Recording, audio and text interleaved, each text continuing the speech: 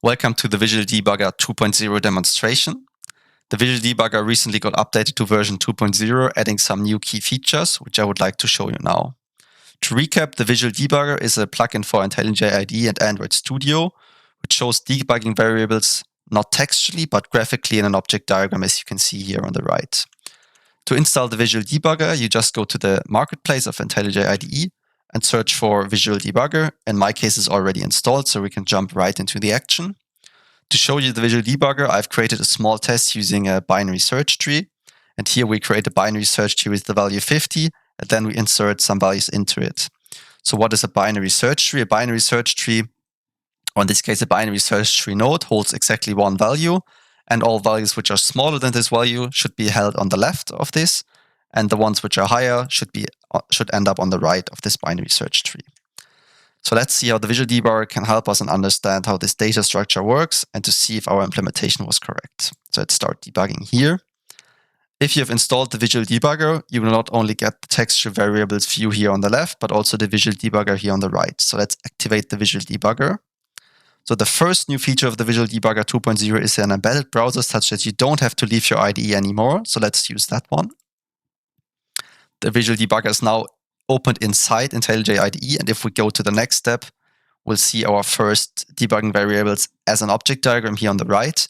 And what we see is we have our root node with the value 50 visualized as an object. And now if we insert our value 30, 30 is smaller than 50, so it will be inserted on the left of our root node, and we can see it here in the Visual Debugger. Now you can already see another new feature of the Visual Debugger, and this is that changes are highlighted now using colors and using these small overlays here with the plus. So this object was added, so it's highlighted in green.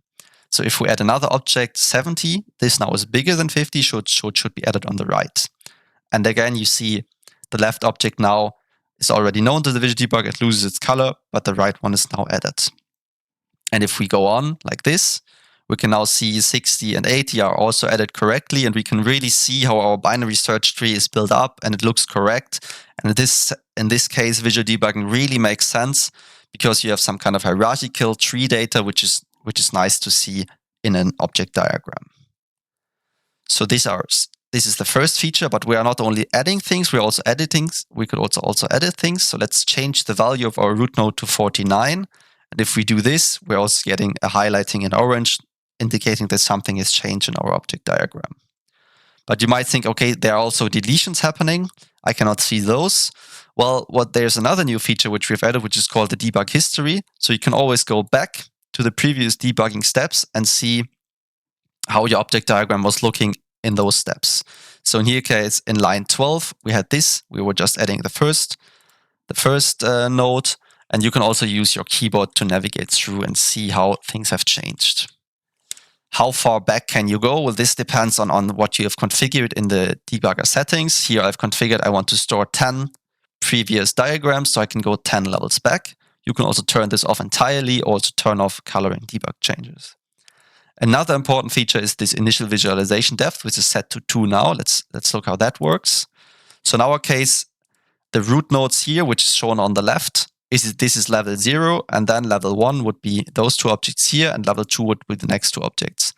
So one more level, it's always navigating to the objects which are referred to from the previous level. So if now we insert 99 into our BST, 99 is bigger than 49, is bigger than 70, is bigger than 80, so it should be here inserted on the right of this last node. So let's jump to the next line. And now you can see that nothing has changed on the right. Only the color has been lost. So where is our 99? And this is due to this visualization depth. We have only configured to visualize 2 levels deep, and this would be on level 3, so it's not visualized. But of course, in the Visual Debugger, already in the previous version, you could always double-click objects to load the next level. So here in this case, if we double-click, we're getting our 99 back. And other features are also still there, so we can still export to an SVG to document our debugging results. Maybe we found a situation where something was wrong. We want to document that one, so we can export an SVG. And you can also export an XML file to then edit the object diagram later on. So let's do that. And then we can edit it by using our object diagram our object diagram modeler, another tool we have created. You just upload your XML here, and then you can add new objects, you can create new links, or you can change the attributes, or you can even add some kind of comments using these text boxes. And then again, you can download an XML file or an SVG image for your documentation.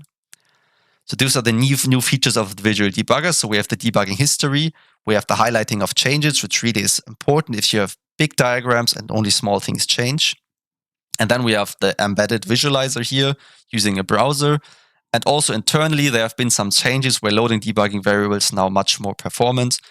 But this you will not see in the UI, but you will feel it if you debug big applications.